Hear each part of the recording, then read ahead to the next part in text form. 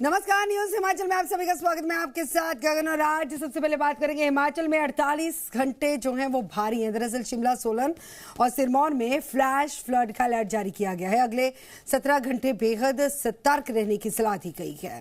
हिमाचल प्रदेश की सरकार ने शिमला, सोलन और सिरमौर जिलों के कुछ क्षेत्रों के लिए फ्लैश फ्लड का अलर्ट जारी किया है और ये अलर्ट सोमवार 27 जुलाई को शाम 4:15 बजे से 28 जुलाई सुबह 9 बजे तक लागू रहेगा।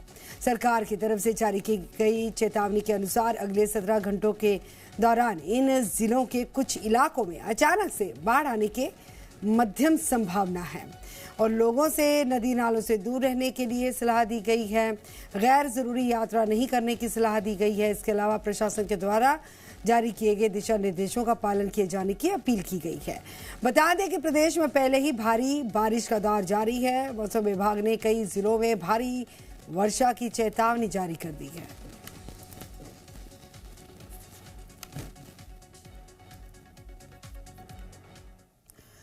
तो बारिश के चलते ऊना के गगरेट क्षेत्र की अगर बात की जाए तो डवाली गांव में लोगों की मुश्किलें बढ़ती हुई नजर आई।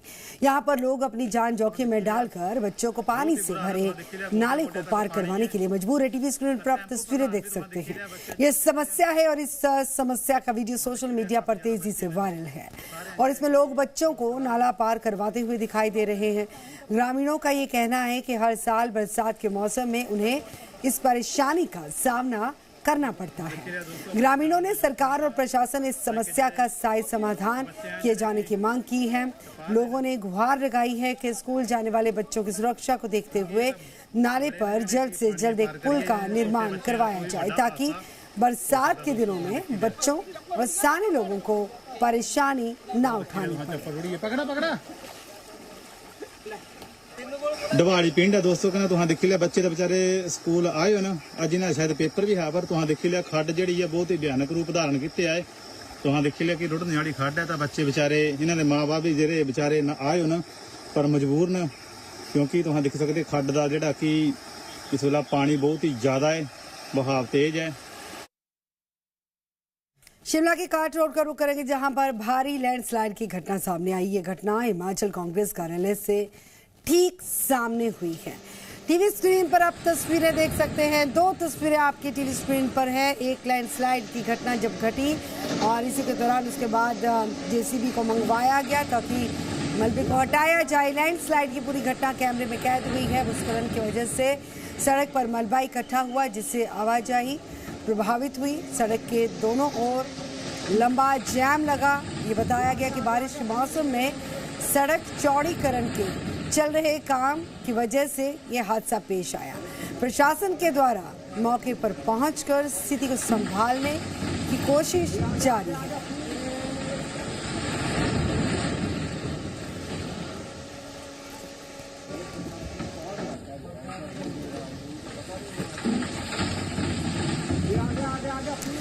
तो हमारे साथ मेहमान जुड़ चुके हैं। हमारे पास टिकेंद्र पंवर जी जुड़े हैं, पर्यावरण एक्सपर्ट हैं, और कैलाश शर्मा जी सिविल इंजीनियर हमारे साथ जुड़े हुए हैं। दोनों मेहमानों का स्वागत है। टिकेंद्र जी आपका भी स्वागत है और कैलाश शर्मा जी आपका भी स्वागत है हमारे साथ जुड़ने के लिए। नमस्कार दोनों को। सबसे पहले मैं टिकेंद्र जी आपका रुख करूंगी। आप हमें बताएं कि ये जो लैंडस्लाइड हो रही है ये कुदरत का की एक करोपी है, ये बड़ा नुकसान प्रदेश में हुआ। क्या वजह इसको आप मान रहे हैं, किसको जिम्मेदार आप ठहराएंगे? देखिए जिम्मेवार तो मतलब आप कहना ये है कि ये है तो बेसिकली बार बार हर साल हम ये बात कह रहे हैं कि हिमालय जो है वो वल्नरेबिलिटी का हॉटस्पॉट है। उसका मतलब ये है कि हिमालय में ये जो अप्रत्याशित बारिश होना ये होने वाली है जी। और एक्सट्रीम वेदर इवेंट्स के कभी बहुत ज्यादा बारिश आएगी और कभी बिल्कुल जैसे पिछले दिनों बहुत सूखा पड़ा बीच में जी। तो ये होना ही होना है। लेकिन मैं देख रहा था जो जितना नुकसान अभी हुआ है, जहां जहां पर नुकसान हुआ है, हमारे स्टेट डिजास्टर मैनेजमेंट अथॉरिटी ने 10 बेसिक बातें कही है कि क्या क्या करना चाहिए, क्या क्या नहीं करना चाहिए। दुर्भाग्य ये है कि उसकी इम्प्लीमेंटेशन ही प्रॉपर ढंग से नहीं हो रही है। नहीं तो ऐसा नहीं कि नुकसान नहीं होगा, नुकसान होगा, लेकिन नुकसान को कम किया जा सकता है। अब आप बरसात में एक स्ट्रॉन्ग एसओपी है कि आपका बिल्कुल भी आप जेसीबी का इस्तेमाल नहीं करेंगे, कंस्ट्रक्शन नहीं करेंगे, लेकिन आप देख रहे हैं कि वो लगातार जारी है। मतलब और जो ज्यादा इन्फ्लुएंशियल लोग हैं वो ज्यादा कर रहे हैं। इवन मतलब खुद जो सरकारी महकमे हैं, चाहे वो केंद्र सरकार है, राज्य सरकार है, वो मतलब उसको सबसे पहले इसको पालन करना चाहिए। चाहे वो शिमला में हम देखें जिस तरह से वो स्लाइड है, वो सिर्फ अपनी कंस्ट्रक्शन की वजह से हुआ है। और इसी तरह से जो उनका बहुत हिदायत है कि आप रेगुलर मॉनिटर करेंगे डिस्ट्रिक्ट लेवल पर, मुझे लगता है अभी बहुत बड़ा नुकसान होने वाला है, अभी आने वाला है। और इसलिए अभी भी जो उनके 10 पॉइंटर हैं कि आप बेसिकली अपनी तैयारी रखिए। और दूसरा जो आईएमडी के साथ कंप्लीटली इंटीग्रेटेड होकर, और मैं ये आपको एक नई चीज बताना चाहता हूँ कि जो इंटीग्रेशन होनी चाहिए, जो हमारा मेट्रोलॉजिकल डिपार्टमेंट है वो कमाल की मतलब कर रही है, फोरकास्ट कर रही है। येलो रेड अलर्ट्स, बहुत बढ़िया अलर्ट्स आ रहे हैं। तो ऐसे में हमारे जो डिस्ट्रिक्ट लेवल ऑफिसर्स हैं और नीचे ब्लॉक लेवल ऑफिसर्स हैं, उसको तत्पर रहने की, नहीं तो क्या जरूरत है हमारे डीसी लगाने की जरूरत है उनको मतलब। और वो डिजास्टर मैनेजमेंट अथॉरिटी के चीफ हैं वहां पर, तो उनको रेगुलर इसकी सर्वेलेंस करने की जरूरत है। और वल्नरेबल हॉटस्पॉट्स तो ऑलरेडी आइडेंटिफाइड हैं हिमाचल में। अगर आप स्टेट डिजास्टर मैनेजमेंट की साइट पर जाएंगे, और अच्छा काम है उनका किया हुआ, और उन्होंने 10 पॉइंट भी कहे हैं, जैसे कहा है नदी नालों के नजदीक ना जाएं, टूरिस्ट को बोला है कि आप करीब कम जीपीएस को ब्लाइंडली मत फॉलो करें, और इसी तरह से आप संपर्क में रहें, और कटिंग बिल्कुल बंद करें। आज के टाइम में कटिंग बिल्कुल नहीं होनी चाहिए। कटिंग जो हो रही है तो सड़कों को अगर चौड़ा किए जाने के हम लिए, देखते हैं हाँ, सड़कों को चौड़ीकरण के लिए जो पहाड़ों को जो सीधी कटाई, वर्टिकल कटिंग जो की जा रही है, उसके लिए क्या आपको लगता है कि सुरक्षित एक इंजीनियरिंग टेक्निक्स का इस्तेमाल हो रहा है, आपको लगता है? नहीं, ये तो क्रिमिनल एक्ट है। मैं तो पहले भी इनके खिलाफ एफआईआर दर्ज की थी, national highway authority of India के खिलाफ, जो परवाणु सोलन का इन्होंने सत्यानाश किया। आज 4 साल हो गए, अभी तक वो ठीक होने को नहीं आ रहा है, और हमें कितने लोगों की जाने नुकसान वहां पर हुआ है। वो तो एक साफ बड़ा एसओपी है। और हमारे यहाँ एक अंग्रेजी भाषा में जियोमोर्फोलॉजिस्ट, ये बिना जियोमोर्फोलॉजी के कुछ भी कटिंग नहीं होनी चाहिए। और फिलहाल तो कंप्लीट बंद होना चाहिए। बरसात शुरू हुई नहीं और काम रोक दो। अरे पहाड़ में थोड़ी आहिस्ता चलती है गति, पहाड़ में हम प्लेन की तरह, दिल्ली की तरह गाड़ी नहीं भगा सकते हैं। तो हमारी गति स्लो है, शुरू से ही गति स्लो है। उसी गति को बिल्ड करते हुए हमें अपनी विकास का रास्ता बिल्ड करना चाहिए, ना कि ये जो पागलपन की तरह अनब्रिडल्ड जो ये पूरा कंस्ट्रक्शन कर रहे हैं, ये अलाउड नहीं होनी चाहिए। मुझे याद है जब मैं डिप्टी मेयर था शिमला में, हमारे बहुत स्ट्रिक्ट इंस्ट्रक्शन रहती थी कि आप कोई भी जो जेसीबी है, और जेसीबी इतना नुकसान करती है मैं आपको बता नहीं सकता है, खासकर अभी जब ये और अब हमारा सेब का सीजन शुरू होगा, फट लगाएंगे जेसीबी। तो ये मतलब, और रोड्स की पिछले साल भी सामने आया कि ड्रेन्स होनी चाहिए। एसडीएमए में साफ है कि आप ड्रेन्स अपनी क्लियर करो, ड्रेनेज सिस्टम की कहीं पर भी ड्रेन्स क्लीन नहीं है। मतलब कोई भी नाले में चले जाओ, हाँ बहुत कमी है। वो ठीक है कि आपकी कई बार ओवरवेल्म हो जाएगा ड्रेनेज सिस्टम, इतनी बारिश होगी, लेकिन अगर वो होगा ही नहीं तो वो और ज्यादा नुकसान करेगा। और वही हम देख रहे हैं आसपास, कि मैं देख रहा हूँ पिछले एक छोटे कस्बे में, शिमला के बगल में है, किसी ने लिखा कि नियाग्रा फॉल्स बन गया है। मतलब वो उनका तो नियाग्रा फॉल्स मतलब पूरा पानी सड़क पर आकर किसी के बेचारे घर में घुस गया।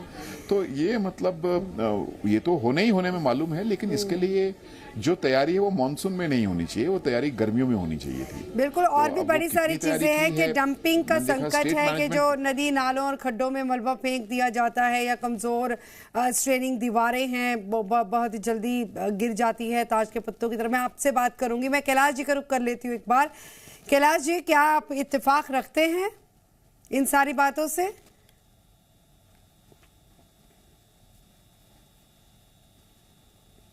कैलाश जी अनम्यूट कर लीजिए। हाँ जी, अब आ रही जी। नमस्कार जी। नमस्कार मैम। वैसे तो पवार साहब ने काफी चीजें इसमें कवर कर ली है, ऑलमोस्ट आपने भी काफी सारी चीजों के ऊपर इसमें भी अपने जो संज्ञान दिए हैं वो काफी हद तक मतलब हमें लगता है कि वो टेक्निकली ही इन्होंने जो चीजें बोली है बहुत साउंड चीजें बोली है। अब आप इन्होंने एग्जांपल दिया था हमारी सोलन और ये जो परमाणु वाला नेशनल हाईवे बना, तो मैं एक्चुअली सोलन ही रहता हूँ, तो मैंने अपना पर्सनल एक्सपीरियंस मैं आपसे शेयर कर रहा हूँ। जी। चलो मैं इंजीनियरिंग एक साइड से उसको साइड में रखूं, बट वो 4 बार तो डंगे लगे। आप बताओ, ड्रेनेज सिस्टम नहीं है। टेक्निकली वहां पे आप देखोगे तो हिमाचल का जो मतलब आप अगर उसका कंस्ट्रक्शन का एक बेस देखोगे तो यहाँ के लोगों को इन्वॉल्व नहीं किया जाता। अब हम जैसे लोग हैं, हम साइड से देख रहे हैं कि ये गलत हो रहा है, but we can not do anything because कि वो नेशनल हाईवे का प्रोजेक्ट है, उनके इंजीनियर्स अपने हैं, तो वो सारी चीजें हैं जो अब आप एक चीज देखिए, पेड़ कट रहे हैं। अब नेशनल हाईवे के नॉर्म्स है कि उतने उससे 10 टाइम्स ज्यादा वो लगने चाहिए, वो नहीं लगेंगे। ड्रेनेज सिस्टम तो बहुत पुअर है। आप उसके अलावा लास्ट ईयर का भी हमारा जो कुछ जो आंकड़े है तो 40-45 हजार करोड़ का तो लॉस है। गवर्नमेंट उससे सीखती नहीं है। ठीक है जी, वो जैसे चल रहा है तो वो चल ही रहा है। आप एक चीज देखिए, माफिया इतने ज्यादा एक्टिव है कि वो नदियों से पूरा का पूरा जो नदी का एक स्टेटा है उसको उठा के वो कंस्ट्रक्शन में लगा रहे हैं। वो बारिश होती है वो वापस वहीं चला जाता है। बहुत सारी प्रॉब्लम्स है, इसके बारे में गवर्नमेंट को सोचना पड़ेगा। पवार साहब ने बहुत सारी अच्छी चीजें बताई है। बाकी जो मेन इसके मैम जो मैं ऐड करना चाहता हूँ पॉइंट, वो ये है कि इसमें टीसीपी को इन्वॉल्व करना चाहिए, क्योंकि जो स्लोप कटिंग है वो टाउन एंड कंट्री प्लानिंग का एक रोल रहना चाहिए जी। जो ये कटिंग्स हो रही है जेसीबी से और बाकी चीजों से कंस्ट्रक्शन के लिए, तो इसमें टीसीपी की आप जब तक भागीदारी टाउन एंड कंट्री प्लानिंग की नहीं करेंगे, ये चीजें आपको फेस करनी पड़ेगी, क्योंकि प्रकृति अपना बदला लेगी और वो हर साल लेती जाएगी। तो काफी चीजों को हमें देखना पड़ेगा, ध्यान रखना पड़ेगा, और सरकार की भागीदारी ज्यादा है, क्योंकि इम्प्लीमेंटेशन नहीं है। राजनीतिक इच्छा शक्ति की कमी आपको क्यों लगती है? इसके पीछे की क्या वजह है? मैम करना नहीं चाहते। आप देखो, बरसातें स्टार्ट हो गई है, शिमला सोलन हमारे हॉस्पिटल्स भरने स्टार्ट हो गए हैं। पीलिया जो है वो कंटिन्यू फैलना स्टार्ट हो गया है। आप जो जिस चीज की परमिशन देते हैं, मान लो मैंने प्लॉट लिया तो वो 7 विश्वे 10 विश्वे का प्लॉट है। अब मुझे उसमें अगर 10 पेड़ है तो मुझे परमिशन 7 पेड्स की है कि आप काट सकते हैं। उसमें जवाबदेही सरकार नहीं तय कर पा रही है ना मैम, ये प्रॉब्लम आ रही है। और जब तक ये चीजें नहीं होंगी, ये हमारा डिफॉरेस्टेशन कंटिन्यू होता रहेगा तो फिर नहीं, हम कंट्रोल नहीं कर पाएंगे। और इस टाइम पे सर ने बहुत अच्छा चीज बोली थी कि कंप्लीट आपका बैन होना चाहिए, स्पेशली जो जेसीबी पार्ट है वो बिल्कुल भी नहीं चलना चाहिए पूरे के पूरे हिमाचल में। और स्लोप कटिंग एक बहुत इंपॉर्टेंट पॉइंट है इसमें जो मैं उठाना चाहता हूँ। इसमें स्लोप कटिंग का ध्यान नहीं रखते। आपने 20 मीटर काट दिया, उसको रिटेन नहीं किया, तो वो उसके जो बैक साइड वाला स्टेटा है वो नीचे ही आएगा, वो ऊपर को तो जाएगा नहीं। तो ये बहुत सारी चीजें हैं जिसके ऊपर गवर्नमेंट की भागीदारी के बिना ये चीजें हो नहीं सकती है। अच्छा, बांधों के लिए हाइड्रो प्रोजेक्ट्स के लिए जो सुरंगें बनाई जाती है, जो टनल्स बनाई जाती हैं, पहाड़ों की नींव को वो कितना कमजोर कर रही हैं, इंजीनियरिंग के नजरिए से बताइए। मैम एक्चुअली उसमें तो एक्चुअली बिट होती है आगे, जब वो उसको चिजल्ड आउट करते हैं किसी भी पहाड़ को, तो आगे वो बिट लगती है। लेकिन ये चीजें क्या है कि अब मान लो मुझे दिया गया कोई भी प्रोजेक्ट, जैसे सर ने बोला था कि नेशनल हाईवे बना हमारा परमाणु से सोलन तक का, वो गेम ऑन इंडिया के पास था। अगर उसमें कोई सुरंग आती है बीच में तो गेम ऑन इंडिया उसको आउटसोर्स करता है, जो मेरी नॉलेज है। अब वो आउटसोर्स किया गया किसी कंपनी को, उस कंपनी को हिमाचल के जोग्राफिकल कंडीशंस की पता नहीं है। हाँ। वो आएंगे अपनी बिट से उसको काट देंगे। सिविल इंजीनियर का वहां पर क्या काम है? सिविल इंजीनियर क्या सजेस्ट नहीं कर सकता है कि ऐसा नहीं जी, ऐसा कर लीजिए, ऐसे गड़बड़ हो जाएगी, खतरा है? मैम इसमें अब जो पहले जो डीपीआर बनती है, डीपीआर जो लोग बना के, ज्यादातर लोग वो हिमाचल के नहीं है, या वो एक्सपर्टाइज हिमाचल की नहीं आती है, जिनसे वो डीपीआर बना के वहां सेंटर में या नेशनल हाईवे को भेजा जाता है। तो यहाँ की कंडीशंस को स्टडी करना बहुत जरूरी है। किसकी जिम्मेदारी है स्टडी करना कंडीशन को? टिकेंद्र जी, मैं आपसे जानना चाहूंगी। देखिए अच्छा आपने सवाल पुट किया। ये इंजीनियर के बस की बात नहीं है मैम, इसलिए मैंने जियोमॉर्फोलॉजिस्ट बोला कि ये पूरा जो, और इन्होंने कहा भी कि वो जो डीपीआर है उसमें जियोमॉर्फोलॉजिस्ट का मतलब ये है कि जो पूरी हिमालय की हाइड्रोलॉजी और जियोलॉजी को समझाए। और जो हम इकोलॉजी शब्द बोलते हैं ना, जो ये बहुत सही तरीके से बोल रहे हैं कि जैसे इंसान में इवोल्यूशन है वैसे मिट्टी में भी इवोल्यूशन है। तो इकोलॉजी का मतलब है रिलेशन इंसान का प्रकृति के साथ और प्रकृति का आपस में।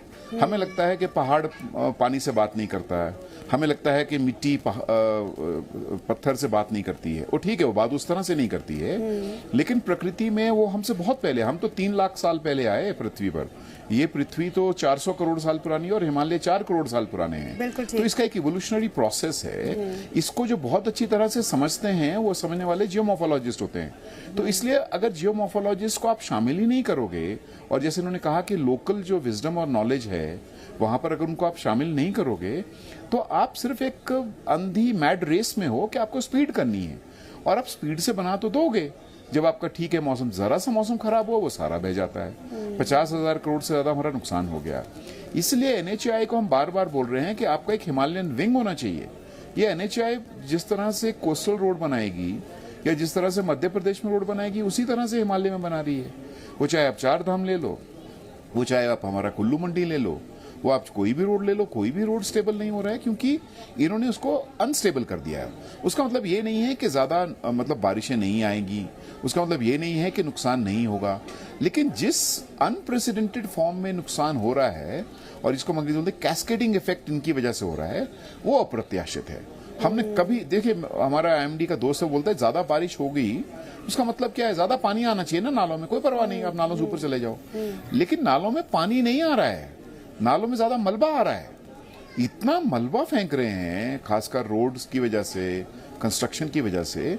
ये मलबा तो मतलब प्राकृतिक नहीं है ना, ये तो इंसान मतलब हम लोगों की द्वारा है और रेकलेस काम की वजह से है, जो कि जिसके नॉर्म्स हैं और दुनिया में नॉर्म्स है। और हिमालय क्योंकि यंगेस्ट रेंज ऑफ माउंटेन्स है, जिसको हम कहते हैं 1 सेंटीमीटर हर साल बढ़ रहा है, तो अगर हर ऐसा माउंटेन है उसमें ज्यादा छेड़छाड़ करना, अब वो तो बेचारे चले जाएंगे गैमन, लेकिन हमारा लोगों का सत्यानाश यहाँ पर करते चले जाते हैं। हर साल लोग मरते हैं, मतलब 1,500 ज्यादा लोग मरे 3 साल में। अभी फिर हम देख रहे हैं कि कैजुअलिटी की लिस्ट 40 के आसपास चले गई है।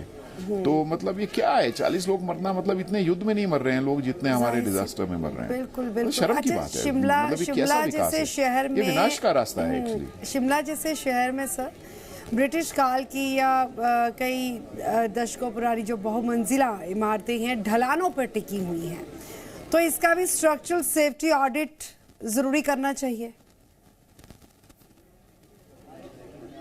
देखिए ब्रिटिश, मैं हालांकि बहुत ज़्यादा उनको मतलब हाई रैंकिंग नहीं देता हूँ क्योंकि उन्होंने ही पहाड़ के ऊपर कैसे बसना है वो सिखाया, हमारे लोकल लोग नहीं बसते थे। लेकिन फिर भी उन्होंने थोड़ा सा, जो जैसे मैं कह रहा हूँ कि उन्होंने देखा कि कहाँ बनाना है घर और कहाँ नहीं बनाना है, तो कम से कम उनको वो ज्ञान था। ड्रेन कैसे बनानी है उसका पूरा मैनुअल तैयार किया, वो ज्ञान हमें भी है।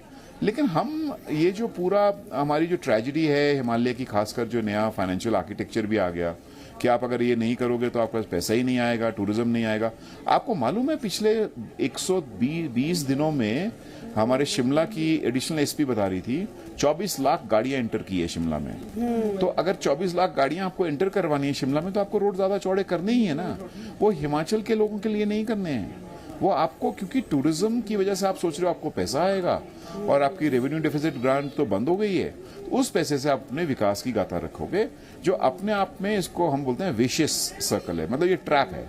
और ये एक ऐसा जहरीला वृत्त है जिसमें हम फंसते ही जा रहे हैं, निकलने की कोई रास्ता नहीं दिख रहा है। ये है ट्रेजेडी आज। कैलाश जी, आप सजेस्ट करें कि हाँ, लोगों को खो रहे हैं। जी कैलाश जी, आप सजेस्ट करें कि क्या सिर्फ कंक्रीट की दीवारें जो है बना देना वो ज्यादा बेटर टेक्निक है, या फिर पेड़ पौधों की जड़ों से मिट्टी को बांधना, वहां पर शिफ्ट होना, वो ज्यादा व्यवहारिक लगता है? और ड्रेनेज सिस्टम और डिफॉरेस्टेशन का जो प्रॉब्लम है उसमें हमें प्लांटेशंस करनी पड़ेगी। हमारे पास एशिया की नंबर 1 यूनिवर्सिटी है, यूनानी यूनिवर्सिटी, वहाँ पे मैं कई बार विजिट किया है, एक से एक डॉक्टर्स है, और कई ऐसी चीजें वो उनके पास है, बट वो ग्राउंड में वो इम्प्लीमेंट नहीं होती है। हमें इस चीज का दुख होता है। अब बीइंग अ यंग इंजीनियर्स हमें भी लगता है कि हम कई जगह ज्यादा बोल देंगे तो वही प्रॉब्लम है। अब प्लांटेशंस हम करते हैं, अपने एंड पे करते हैं, लेकिन एक्चुअल डेटा गवर्नमेंट हमें प्रोवाइड कर सकती है कि आप इस तरह से नहीं, इस तरह से करो। आप उन डॉक्टर्स के साथ मिलके हम बहुत सारी चीजें कर सकते हैं, और ये थोड़े बहुत सोल्यूशन है। बायो इंजीनियरिंग है इसमें जो हम इंट्रोड्यूस कर सकते हैं। फिर सर ने जैसे बोला कि ड्रेनेज सिस्टम, सबसे इम्पोर्टेंट ड्रेनेज सिस्टम है आपका। मैं अभी देख रहा था थोड़ी देर पहले ही न्यूज आपने डाली है, आज ऊना वाली, गगरेट वाली स्कूल के बच्चे वो कैसे, आप बताओ, एक बेसिक पुल नहीं हम दे पा रहे हैं, तो अब इतनी बड़ी चीजों के ऊपर कहाँ डिस्कशन करेंगे मैम। आम आदमी इसी तरह से मरेगा अगर हम इस चीज को कंटिन्यू ऐसे ही रखेंगे। स्लोप कटिंग नहीं है। आप जितने नेशनल हाईवे आप देख लो, अच्छी से अच्छी कंपनी, आप ये गेम ऑन इंडिया का तो खैर छोड़ ही दो, तो सर ने इनके बारे में काफी चीजें बोल दी। इससे अभी जो है सोलन से आगे शिमला के लिए जो बना रही है कंपनी, उनका भी मैंने देखा है कि कोई बहुत अच्छे कंस्ट्रक्शंस में नहीं है। वो कटिंग करते हैं, वो गिरता है, फिर उसको रिटेन करते हैं। वो समझ नहीं आया कि किस तरह से वो उसको करवाएंगे। तो बहुत सारे टेक्निकल फॉल्ट्स बहुत है इंजीनियरिंग, उससे हम देखें तो हमें तो लगता है कि काफी सारी गलतियां हैं। अनटिल अनलेस आपके यहाँ के लोकल लोगों को आप इन्वॉल्व नहीं करोगे। कई जगह तो आप हैरानी रहोगे कि बी पोल्स तो एक बेसिक चीज है। अगर आप 1 मीटर, 2 मीटर, 3 मीटर किसी भी डंगे को आप रिटेन करते हो, तो आपको उसमें बी पोल देने बहुत जरूरी है। वो बेसिक बच्चे को भी नॉलेज है, बट वो कई जगह डालते ही नहीं है। अच्छा, ऐसा भी है कि जैसे जो मलबा है, मलबा इकट्ठा हो जाता है, मलबे को जब हटाया जाता है तो क्या वो नदी नालों में फेंक दिया जाता है, आगे चल के जो फ्लैश फ्लड का खतरा बनता है, फिर ऐसा है क्या? मैम वो फ्लैश फ्लड तो बनेगा ही। अब नदी में डालोगे, नदी का जो एक्चुअल उसकी जो एनर्जी है वो रेत है, और वो हम निकाल देते हैं, उसमें फिर मिट्टी डालते हैं, तो फ्लैश फ्लड बनेगा, कन्वर्ट हो जाएगा। वो तो मतलब एक बेसिक पॉइंट है। यहाँ पे भी कोई तरीका नहीं है कि नदी नालों में ना गिराया जाए मलबे को? मैम वो डंपिंग साइट होनी चाहिए। अब वो जो निर्धारित डंपिंग साइट है, वहां पे कोई भी अथॉरिटी है उसको मॉनिटर नहीं करती है। मान लो मेरे पास टेंडर आया, मैंने 100 टिपर तो उस जगह पे डाले, बट उसके बाद वाले 900 टिपर है वो नदी में डाल दिए। तो ये बहुत स्ट्रिक्ट चीजें हैं जो फॉलो करनी चाहिए, लेकिन अभी फिलहाल नहीं हो रही है। इस चीज का हमें भी कई बड़ी बड़ी जिम्मेदारियां हैं, वो हाथ पर हाथ धर के बैठे हैं जितेंद्र जी। नहीं, इसमें बहुत अच्छा है कि इन्होंने ये बात उठाई। एक्चुअली मैं इसमें एक नया, बार बार हम सरकार को भी बोल रहे हैं, एक नया गवर्नेंस आर्किटेक्चर बार बार हम बोल रहे हैं, हिमालय में प्रपोज कर रहे हैं कि जब national highway authority of India कहीं से कुछ कर रही है, और जैसे ये टिप्पर की है, इसमें जो इन्फोर्समेंट है बहुत ही पुअर और वीक है, वो बात सही है। तो इसको अगर आपने इन्फोर्समेंट को मजबूत करना है, सबसे ज्यादा दर्द किसको है? तो वहाँ की जो लोकल बॉडीज हैं, पंचायत हैं, ब्लॉक हैं, इनफैक्ट ब्लॉक स्तर पर ये ताकत आनी चाहिए। मैं बता रहा हूँ आपको, अगर आप प्रधान को ताकत दे दोगे, प्रधान बैंड बजा देगा इन सब का, लेकिन आपने प्रधान को ताकत ही नहीं दी है। तो आप सोचते हो कि पोल्यूशन, तो इसलिए हम बार बार इनको कर रहे हैं कि हिमालयन गवर्नेंस आर्किटेक्चर को रिव्यू करना पड़ेगा। आप एक स्टेट पोल्यूशन कंट्रोल बोर्ड का सेक्रेटरी बैठकर जो इतनी नदी नालों को नहीं पकड़ सकता है, और आप जानते हो कि किस तरह की करप्शन वहां चलती है, वो बात अलग है। तो ये लोकल बॉडीज का जिम्मा होना बहुत जरूरी है, क्योंकि उन्हीं के ही इलाके में तो पड़ रहा है। माफ कीजिएगा, मैं आपको टोकना चाहूंगी, क्योंकि मैं एनजीटी पे भी बात करना चाह रही थी कि सख्त नियम है, लेकिन नियमों में ढिलाई की जाती है, सांठ-गांठ हो जाती है राजनीतिक और प्रशासनिक स्तर पर, जिस वजह से भी परेशानी होती है। इस पर बात करना भी जरूरी था। फिलहाल समय जो इजाजत नहीं दे रहा। बहुत शुक्रिया टिकेंद्र जी आपका हमारे साथ जुड़ने के लिए। कैलाश जी आपका भी बहुत शुक्रिया हमारे साथ जुड़ने के लिए। तो समस्या बहुत भारी है, और इस भारी समस्या से निपटने के लिए बहुत ज्यादा जरूरी है कि जिन कंधों पर बड़ी बड़ी जिम्मेदारियां हैं उसको पूरी ईमानदारी के साथ और पूरी मुस्तैदी के साथ निभाया जाए, तभी ये बड़ा बड़ा नुकसान जो है उसको टाला जा सकेगा। फिलहाल इतना ही।